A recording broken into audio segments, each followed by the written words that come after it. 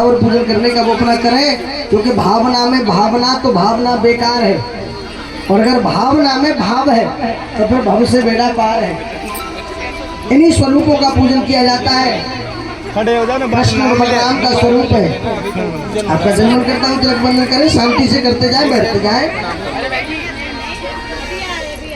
जरासंध ने आज मथुरा नगरी पर 17 बार आक्रमण किया बदला लेने के लिए। 17 बार जरासंध पराजित हो गए।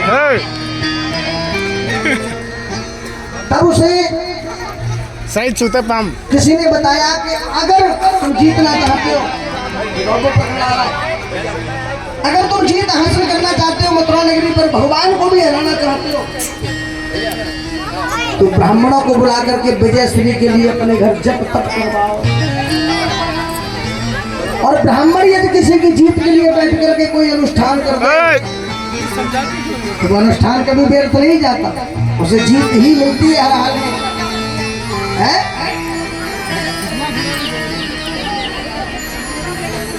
आज जरासंध ने अपने समस्त रानी जीत के लिए, मुझे परास्त करने के लिए ब्राह्मणों को बलि चढ़ा करके आ रहा है। भगवान का नहीं आने सोचा कि यदि अगर मेरी हार तो इस बार भी जाएगा ये, लेकिन निरपराध बेकसूर ब्राह्मण हार जाएंगे, मारे जाएंगे। और यदि बेकसूर ब्राह्मण मारे गए तो कभी कोई ब्राह्मण मेरा गुणगान नहीं गाएगा। विश्वास उठ जाएगा ब्राह्मणों का भी मुझसे। तो आज भगवान कन्हैया ने अपने ब्राह्मणों के मंत्रों की शक्तियां बेकार न जाए, इसके लिए आज तक उस परम को रखा है। इसलिए भगवान ने स्वयं कह दिया कि मोर वचन चाहे पड़ जाए फीका, पर मेरे भक्त वचन पत्थर की लीका। इसलिए भगवान हार गए, रण छोड़कर भाग गए, और भगवान ने अपना नाम धरा लिया, रण छोड़ रहा है। बोलिए रण छोड़ रहा है भगवान की। अब तो महाराज दौड़ते दौड़ते भगवान उस गुफा में गए, जिस गुफा में प्रभु श्री राम के पूर्वज मुचकुंद जी महाराज सो रहे थे। अब देखिए बिना बातचीत किए करते चलो, कथा भी सुनते चलो। अब मुचकुंद जी महाराज क्यों सो रहे थे? मुचकुंद जी महाराज ने 6 महीनों तक बिना सोए देवताओं की तरफ खड़े होकर युद्ध लड़ा था राक्षसों से। जब देवता युद्ध जीत गए तो देवताओं ने कहा वरदान मांग लीजिए। तो मुचकुंद जी ने कहा मुझे कुछ वरदान नहीं चाहिए, मुझे सोना है, बस मुझे नींद आ रही है, मुझे ऐसा वरदान दे दो कि मुझे कोई जगावे नहीं। और जब नींद चढ़ती है 2-4 रात के जग जाओ तो फिर कुछ नहीं सुनता। देवता बोले जाओ, हम तुम्हें यही वरदान देते हैं कि कोई तुम्हें नींद से जगाएगा, वो तुम्हारी दृष्टि पड़ते ही जलकर भस्म हो जाएगा। उस गुफा में मुचकुंद जी महाराज सो रहे थे इस वरदान को पा करके। अब कालियवन पीछे पीछे भाग रहा है भगवान के, और भगवान आगे आगे भाग रहे हैं। भगवान दौड़ते दौड़ते उसी गुफा में गए और अपने कंधे का वस्त्र उतार करके कालियवन को उठा करके आगे चले गए। मुचकुंद जी को उठा करके अपने वस्त्र को। कालियवन ने सोचा कि यही कन्हैया हार गया, दौड़ते दौड़ते यही सो रहा है। एक लात वाली उठ शायद क्या सो रहा है। तो जो मुचकुंद जी महाराज की आंखें खुली और जो कालियवन पर पड़ी, कालियवन जल करके भस्म हो गया। बोलिए कालियवन मरैया भगवान की।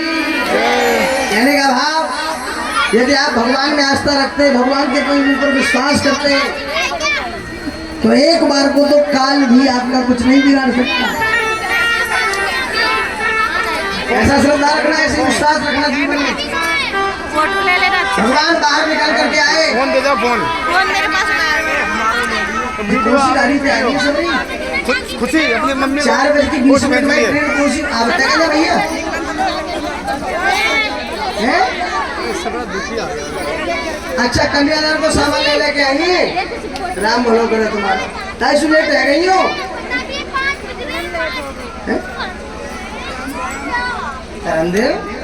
जय जय श्री जाकी जैसी भावना बाबू वैसो ही फल दे, जाकी रही भावना जैसी और प्रभु मूर्त देखी है दिल तैसी। आप भगवान को जिस भावना से मानोगे भगवान उसी के अकॉर्डिंग, उसी के अनुसार आपको आपका पारितोषिक प्रदान करते हैं।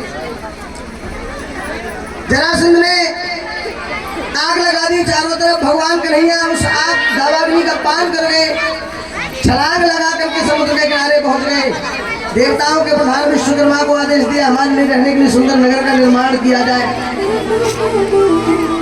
विश्वकर्मा जी ने सुंदर नगर का निर्माण कर दिया समुद्र के बीचों बीच में। भगवान ने अपने सोते हुए मथुरा वृंदावन वासियों को योग माया के माध्यम से उस नगर में बुलवा लिया।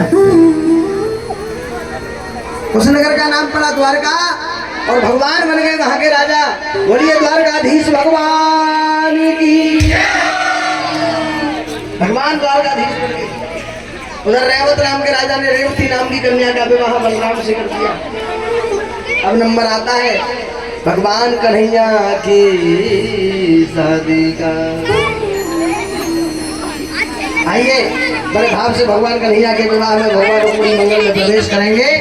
सावधान होकर के विराजमान हो जाइए। शिवरंजनी के माध्यम से चलेंगे। बड़ा सुंदर भाव लेकर के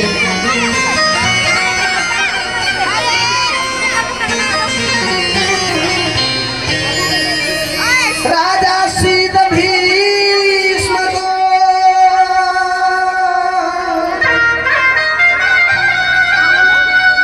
नाम विदर्भा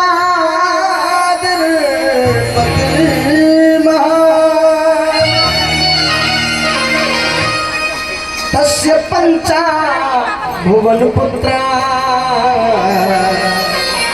कन्यका चक्षानना। कुंदनपुर के एक राजा थे जिनका नाम था भीष्म। क्या नाम था?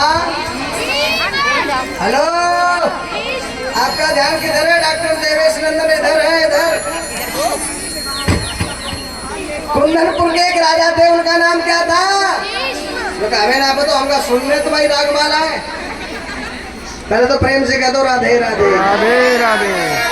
मैं वक्ता नहीं हूँ, मैं वक्ता हूँ। मैं वक्त के हिसाब से वक्तव्य करता हूँ। ध्यान से सुनोगे तो कथा कहूँगा या हाल आरती करवा दूंगा 1 मिनट में। कथा विस्तार से कहूँ। हाथ उठा के बताओ कौन कौन सुनना चाहते हो। जो हाथ ना उठा रहे का समझू बंदा आरती कर तू। तो फिर ध्यान से सुनो। कुंदनपुर के एक राजा थे जिनका नाम था भीष्मक। क्या नाम था? भीष्मक। कहाँ के राजा थे? कुंदनपुर के। भगवान कन्हैया की ससुराल है कुंदनपुर है? उनके पास 5 पुत्र थे लेकिन कोई कन्या नहीं है। तो राजा एक कन्या को पाने के लिए तप करने के लिए जा रहे हैं। भगवान से मांगने का भगवान मुझे कन्या दे दे। धन्य हो राजा भीष्मक। एक बेटी को पाने के लिए तप करने जा रहे हो। और आजकल के भीष्मकों को देखो, टेक्नोलॉजी का फायदा उठाया। पहले से पहले दिखवायो गर्भ में ही कि बेटा है कि बेटी। डॉक्टर साहब बेटा हो तो आवन देव और बेटी हो तो जावन देव। अरे दुष्टो, कोढ़ी कलंकी बनोगे 7 जन्मों तक। भागवत जी आया। समझ लो बेटी क्या होती है। समझाना चाहूंगा। एक बेटियों के लिए भाव है। समझ में आए तो समझ लेना, अन्ना जैसी तुम्हारी इच्छा। समझ लो। मत मारो गले भोले इस बेटी को,